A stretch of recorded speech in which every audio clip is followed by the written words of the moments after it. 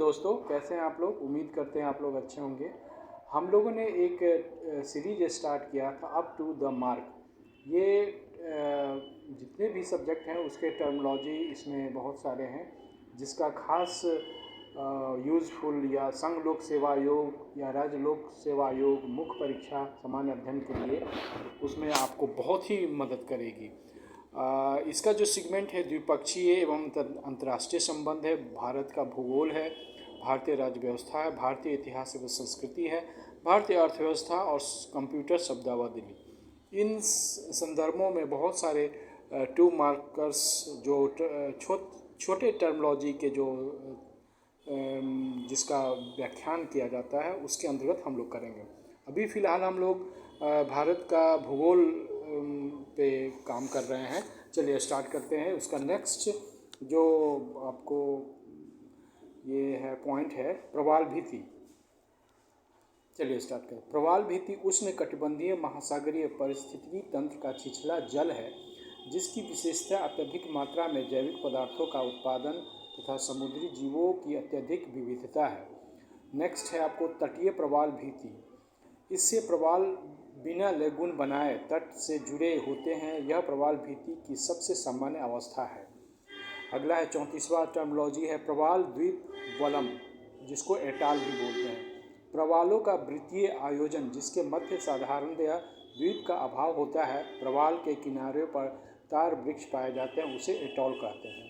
लू के क्या डिफिनेशन है, तो मई जून के महीने में उत्तर पश्चिम भारत में चलने वाली शुष्क धूल भरी हवा को लू कहते हैं। यह उत्तरी भारत की गर्मी को और अत्यधिक कष्टप्रद बना देती है। अगला है नेक्स्ट टर्मिनोलॉजी है आपको हिमानी। एक विस्तृत क्षेत्र पर बर्फ से ढका क्षेत्र जो गुरुत्व के प्रभाव के कारण नीचे की तरफ ढलान को दर्शाता है तथा वे नेव एवं फिन के पुनः क्रिस्टलीकरण के फलस्वरूप बनता है, हिमानी कहलाता है। आगे है आपका भारत के 4 सबसे बड़े हिम नदों के नाम बताइए। भारत के सबसे बड़े 4 हिमनद काराकोरम हिमालय में स्थित है। पहला है सियाचिन, ये 75 किलोमीटर है। हिस्पार, ये है 62 किलोमीटर। और है आपको वाइफो जो 59 किलोमीटर है। बाल्टोरो, ये है 58 किलोमीटर। नेक्स्ट टर्मिनोलॉजी है ज्योग्राफी का संक्रांति। संक्रांति किसे कहते हैं? सूर्य के उत्तरायण तथा दक्षिणायन की सीमा को संक्रांति कहते हैं।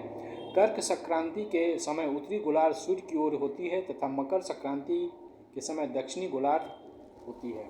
भूमंडलीय तापन किसको बोलते हैं?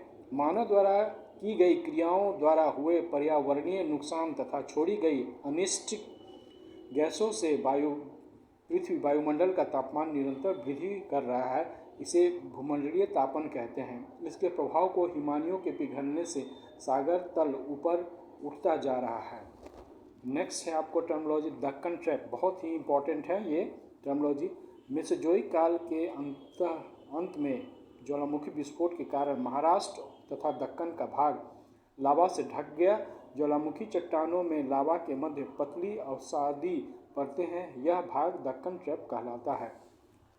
नेक्स्ट है आपको तराई। क्या है? तराई पर्वतीय पादीय मैदान है जिसमें नदी द्वारा लाए गए मोटे गाद तथा नदी द्वारा पहले लाए गए महीन गाद के कण होते हैं।